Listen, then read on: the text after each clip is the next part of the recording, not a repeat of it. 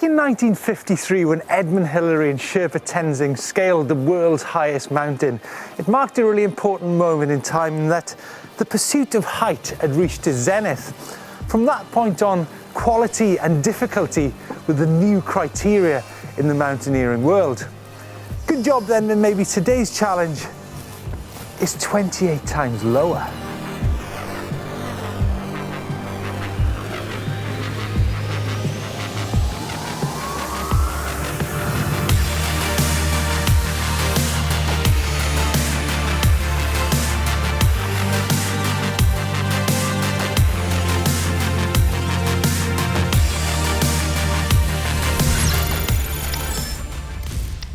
Mountain biking hasn't really had the same appetite for tackling big mountains. Not going up, at least. But I guess there's Danny McCaskill on the Culin Ridge in Skye, or Chris Ackrig in his film 5. Quality and difficulty? Oh yes. Well, we can all dream. Le Rocher du Roc Brun. Now, myself and Jack were here only a few months ago, and we thought, wow, one day that is one hill we should take on as a challenge. But now we're here, it's all a little bit more daunting than we thought it was. It's a lot steeper, it's a lot more exposed. However, today's challenge is to ride up there as far as we can. But as you can see, the top bits are a little bit more vertical than we thought. So me and Jack are just arguing how much water to take at the minute. We've got a big old rock there, pretty exposed, clear blue skies. So probably best to go on the safe side, right, Jack? Probably. Yeah. As much as we can. 2 bottles for me and 1 big bottle for Jack.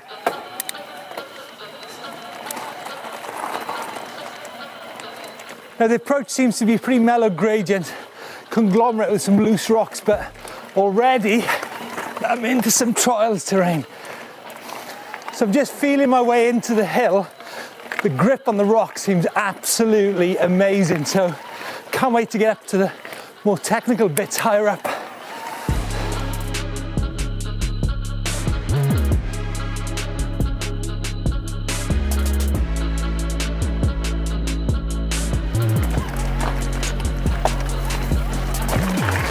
I'm often asked how high and how steep you can ride on an e-bike, and the answer is pretty straightforward.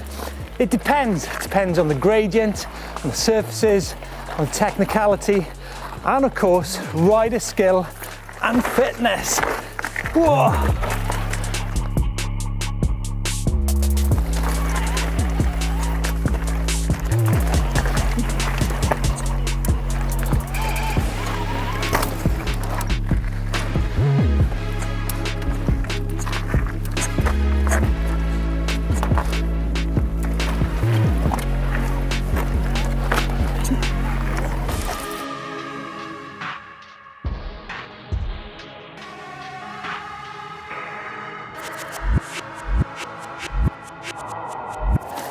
So e-bikes are taking us to these new places.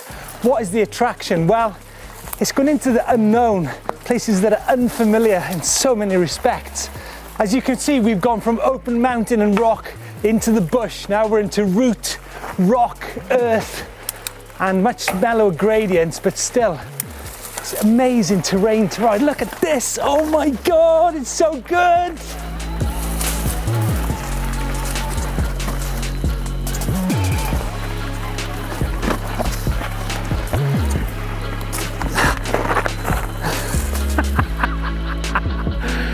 Oh, that look cool, doesn't it? Well, these are the struggles of riding a trail you do not know. Great stuff. Look at it. Amazing. Amazing. So you just stop, reset, gather yourself, and you can see how this trail arcs its way up the hill.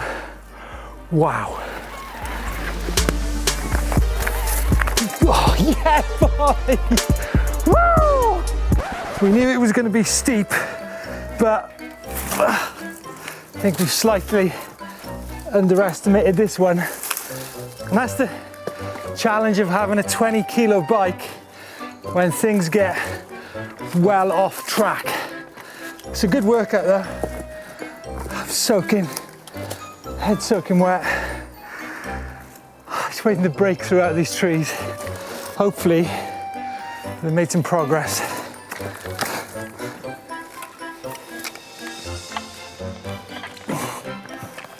El Jacko. St. Light, where's the pedal?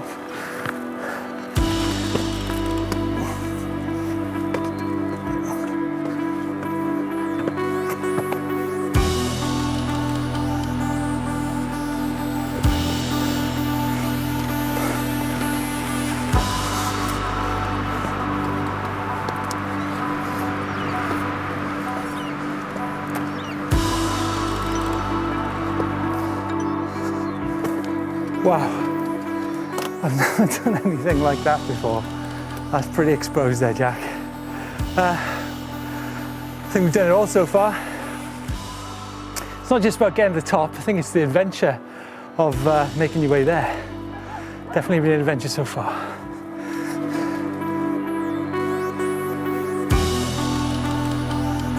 Well, hiker biking does seem to have become a normal thing to do on a mountain bike, but on an e-bike, it's all about how far you can ride up the mountain. Well, today, I think we definitely got it wrong. Probably our scoping out the route wasn't up to scratch. However, some mini struggles and triumphs on the route to the top, and now we've got some really nice extended slab sections to ride, which I can't wait to get stuck into.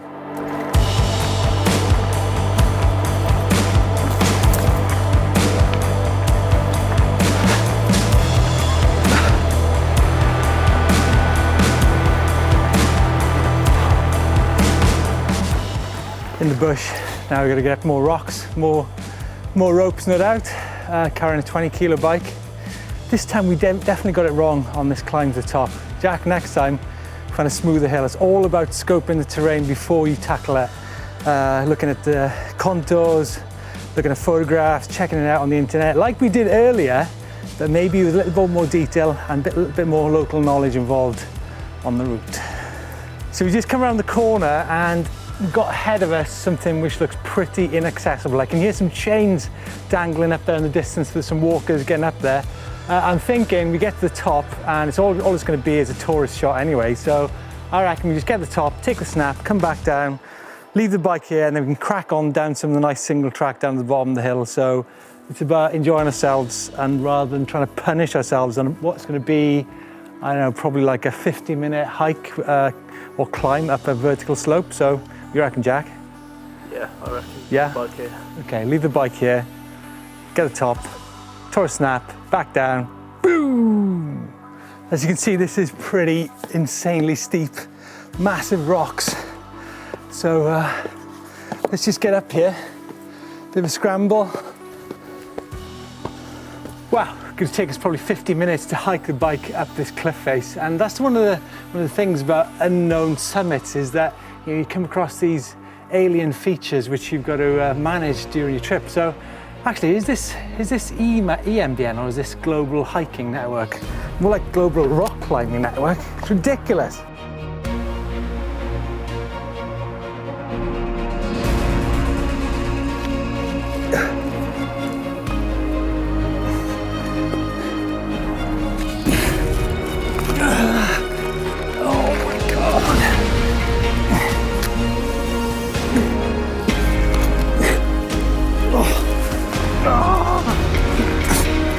Whose idea was this? Oh my God.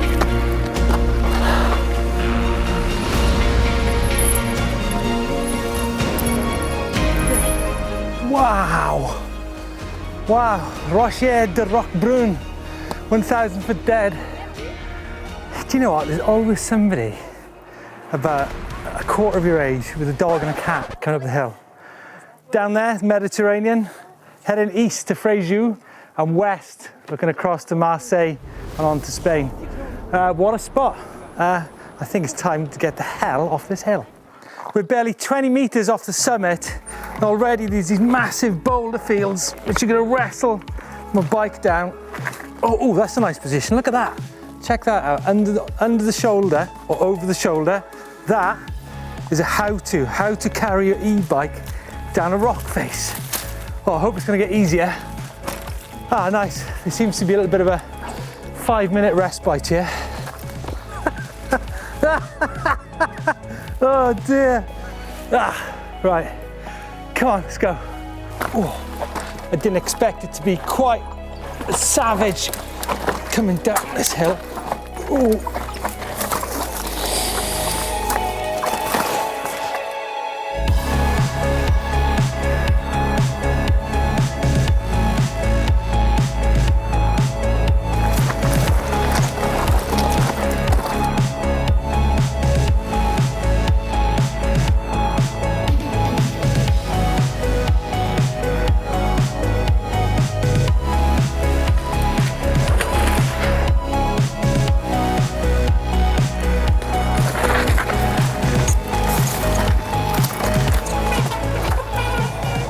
Six and a half hours. Wow. Well, we almost made it to the top of Rocher de Roquebrune. I think we were about, 40 meters off, but I think the great thing is about that spontaneity on an e-bike, just to tackle something like that at the spur of the moment. And we were rewarded. We got to the top, went down the other side, super technical, riding off the other side, and but we were rewarded with about, it must have been 4 or 5 miles of really good quality technical single track. And it's those kind of surprises, I think, which are the great thing about riding e-bikes. So I think for now we need to go back to the cafe for a coffee and a bit more reflection. So, Le Rocher de Roquebrune, can you climb it on e-bike? No, you cannot. But that does not mean to say you can't have some good fun exploring a fantastic bit of France while you do so. So do you know what? It was 1,000 feet. I think that was the slowest I've climbed 1,000 feet in my life. And when I mentioned earlier that it was actually 28 times lower than Everest, it was actually 1/29th of Everest. So there you go. Hope you liked the video. If you want to see some more rock climbing videos on e-bike, check the one out I did with Chris Smith. In the meantime, give us a thumbs up if you like the video. Don't forget you can subscribe to EMBN and let us know your thoughts on climbing e-bikes.